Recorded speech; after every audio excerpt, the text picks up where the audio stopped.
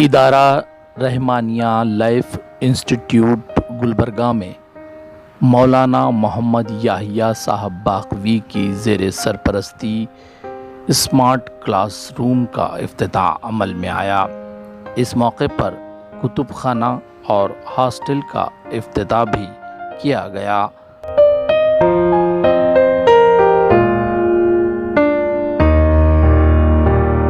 الحمد للہ رب العالمین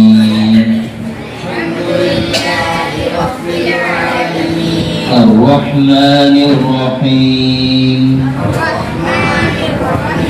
مالک یوم الدین ایاک نعبد و ایاک نستعین علیہم غير المغضوب عليهم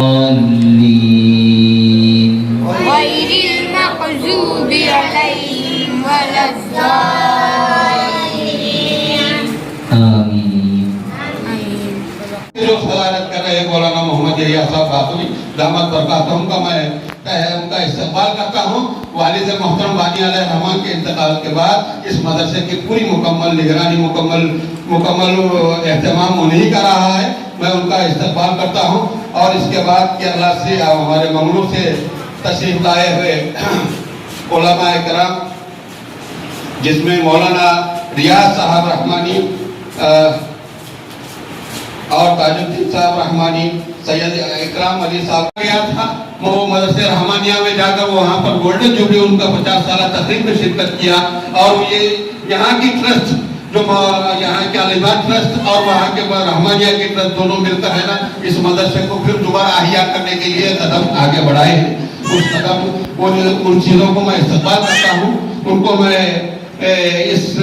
دعوت پر ہے نا جو اتنی بڑی ذمہ داری لیے ہیں الحمدللہ اس ذمہ داری کو قبول کر لیے ہیں۔ تو میرے محترم بزرگوں دوستوں، میں کہنے کا مطلب یہی تھا کہ آج یہ دیکھ رہے ہیں ہم، پھر یہ جو 6 سال 7 سال کے بعد دوبارہ ایک نئے طریقے سے مرکزی درسگاہ رحمانیہ ایک نئے طریقے سے آپ کے سامنے آیا ہے، جو یہ بھی پورے کرناٹک میں پہلی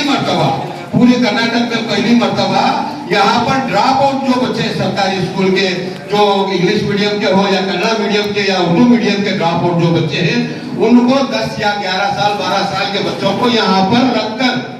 خیام و طعام کا انتظام کرتے ہوئے ان کو PUC سیکنڈ ایئر تک تعلیم دی جا رہی ہے۔ والے نے جب شروع کیا تو علماء اس وقت بہت سخت مخالفت کرنے لگے، حتیٰ کہ یہاں تک کہ کچھ لوگوں نے کفر کا بھی فتویٰ دیا ہو، لیکن انہوں نے باہمت طریقے سے اس ادارے کو قائم کیا۔ آج اللہ کی فضل سے ندوی حضرات سعودی میں بے حساب کام کر رہے ہیں، دین کا کام بھی کر رہے ہیں، دنیا کا کام بھی کر رہے ہیں، جس میں سے ایک مثال ہمارے سامنے یہاں موجود ہے۔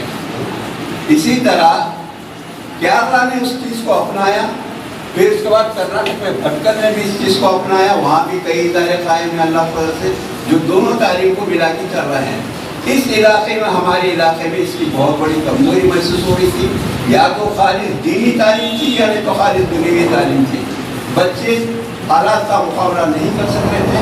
جس کی وجہ سے مناسب یہ سمجھا کہ اس ادارے والوں سے ہم نے کانٹیکٹ کیا، تعلقات پیدا کیا اور انہوں نے ہمارا تعاون کیا۔ اللہ کی طرف سے اس کی شروعات ہو چکی ہے۔ آپ لوگوں سے مجھے درخواست ہے کہ سرپرستوں سے خصوصی درخواست ہے، طلباء جتنے دن کی چھٹی لے کے آتے ہیں ختم ہوتے ہیں فوراً ان کو بھیجیں